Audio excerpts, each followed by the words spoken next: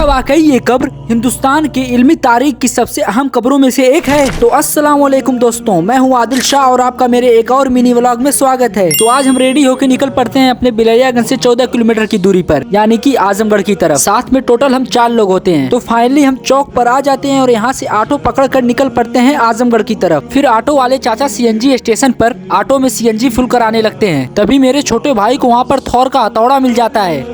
Finally CNG full कराने के बाद हम पहुंच जाते हैं आजमगढ़। आजमगढ़ पहुंचते ही हमें दिखता है आदमी जिसे बचपन में हर किसी ने जरूर देखा होगा। वैसे मेरे आजमगढ़ आने का मकसद यह है कि मैं जा रहा हूं शिबली कॉलेज की वीडियो शूट करने। तो इन रास्तों को तय करते हुए फाइनली हम आ जाते हैं शिबली सर्कल के पास और यहाँ से टर्न लेकर निकल पड़ते हैं शिबली कॉलेज की तरफ। लेकिन जब शिबली कॉलेज के पास पहुँचते हैं तो मालूम चलता है कि यहाँ पर अभी एग्जाम चल रहा है, जिसकी वजह से अंदर जाने के लिए एंट्री अलाउड नहीं है। तो फिर हम थोड़ा और आगे बढ़कर चले आते हैं दारुल मुसन्निफीन की तरफ, जहाँ से अंदर दाखिल होते ही सबसे पहले हमें दिखती है शिबली मंजिल, जिसकी खूबसूरती का कोई जवाब नहीं। ये वही जगह है जहाँ पर कभी अल्लामा शिबली नुमानी साहब रहा करते थे, लेकिन आज सिर्फ यहाँ पर उनकी यादें रह गई हैं। फिर वहाँ से 2 कदम आगे बढ़ने के बाद हमें ये एक कुआं दिखाई देता है, जिसके बारे में कहा जाता है कि अल्लामा शिबली नुमानी ने सबसे पहले यहीं पर पड़ाव डाला था। इसी कुएं के पीछे हमें एक मस्जिद दिखाई देती है, जिसके बगल ही में फाजिल आजम और मुहक्किक हिंद की कब्र मौजूद है, जिसने अपनी पूरी जिंदगी कल्म, दीन और उम्मत की खिदमत में गुजार दी, जिसे दुनिया अल्लामा शिबली नुमानी साहब के नाम से जानती है। इनकी कब्र के पास और भी बहुत से लोगों की कब्रें मौजूद है। तो हम यहाँ पर दुरूद वगैरह पढ़ने के बाद चल पड़ते हैं असर की नमाज अदा करने। यहाँ की मस्जिद भी बेहद खूबसूरत और दिलकश है। तो सबसे पहले हम वजू बनाते हैं, उसके बाद मस्जिद के अंदर दाखिल होते हैं और नमाज अदा करने के बाद निकल पड़ते हैं थोड़ी और जियारत करने के लिए। तो हमें ये 3 कब्रें और दिखाई देती हैं, जिसके बारे में हमें कुछ नहीं मालूम। अगर आपको मालूम हो तो कमेंट बॉक्स में जरूर बताइएगा। फिर देखते ही देखते सूरज भी अपनी मंजिल की तरफ रवाना होने लगता है। फिर हम भी कुछ तस्वीर वगैरह क्लिक कराने के बाद दारुल मुसन्निफीन को अलविदा कहते हैं और निकल पड़ते हैं ब्रह्म स्थान की तरफ। और यहाँ पर आने के बाद यहाँ का मशहूर ओड़ा पाव खाते हैं। ओड़ा पाव खाने के बाद रवाना हो जाते हैं करतालपुर बाईपास की तरफ और यहाँ पर आने के बाद बस का इंतजार करने लगते हैं। तो आज का व्लॉग बस इतना है। मिलते हैं किसी नेक्स्ट व्लॉग में। कमेंट बॉक्स में जरूर बताइएगा कि आपको व्लॉग कैसा लगा।